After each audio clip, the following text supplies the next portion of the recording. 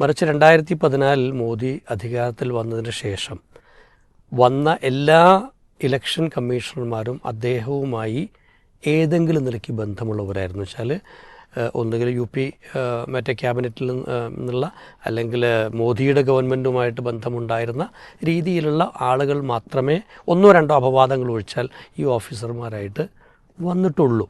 അപ്പോൾ ഇവരെയൊക്കെ തന്നെ കൃത്യമായ താല്പര്യത്തോടെ തന്നെയാണ് അപ്പോയിൻമെൻറ്റ് നടത്തിയിരുന്നത്.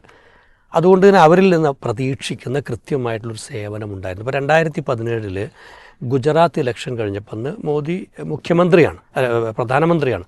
ആ സമയത്ത് ഗുജറാത്തിൽ ഇലക്ഷൻ നടക്കുന്നു.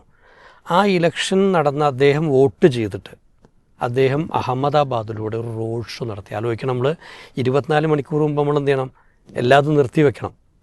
ആ സ്ഥാനത്ത് ഇദ്ദേഹം പരസ്യമായിട്ടൊരു റോഡ് ഷോ നടത്തുകയാണ്, ഒരു സിനിമാ നടന്മാരൊക്കെ നടക്കുന്ന പോലെ. അപ്പോൾ ഇതിനെതിരെ അപ്പോൾ തന്നെ എന്ത് ചെയ്തു, അവിടുത്തെ കോൺഗ്രസിൻ്റെ പ്രസിഡൻറ്റ് പരാതി കൊടുത്തു. വെച്ചാൽ ആ 5 മണിക്ക് മുമ്പ്. അപ്പോൾ അന്ന് ഇലക്ഷൻ കമ്മീഷൻ പറഞ്ഞു വെച്ചാൽ 5 മണി കഴിയട്ടെ പറഞ്ഞു. 5 മണി കഴിഞ്ഞിട്ട് പിന്നെ എന്ത് ചെയ്തില്ല, ഒരു നടപടിയും ഉണ്ടായില്ല.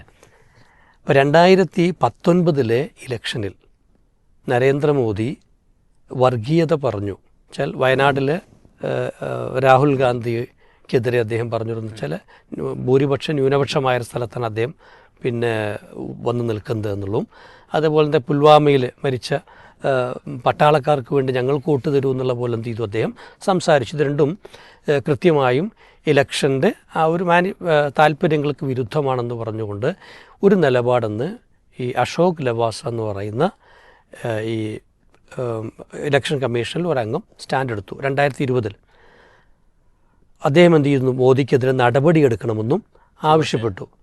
പക്ഷേ സംഭവിച്ചതെന്ന് വെച്ചാൽ ഇലക്ഷൻ കമ്മീഷനോട് നടപടിയെടുത്തില്ല. പക്ഷെ വളരെ പെട്ടെന്ന് തന്നെ അദ്ദേഹത്തിൻ്റെ വീട്ടിൽ ഇൻകം ടാക്സ് റെയ്ഡ് നടത്തി.